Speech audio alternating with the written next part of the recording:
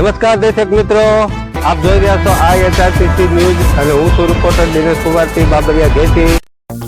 નમસ્કાર દર્શક મિત્રો, આપનું હાર્દિક સ્વાગત છે. ભાવનગરના નાય ગામ નજીક ગારિયાધારથી સુરત જતી ખાનગી ટ્રાવેલર્સ બસ પર હુમલો થયો હતો. બે શખ્સોએ બસ ચાલકને છરી બતાવી ધમકી આપી હતી અને બસના કાચ તોડી નાખવામાં આવ્યા હતા. સુરતના વરાછા રોડ ઉપર રહેતા ટ્રાવેલર્સ માલિક અતુલભાઈ ધામેલિયાની ફરિયાદ મુજબ તેમની 25 બસોમાંથી 2 બસો ગારિયાધાર સુરત રૂટ પર દોડી રહી છે.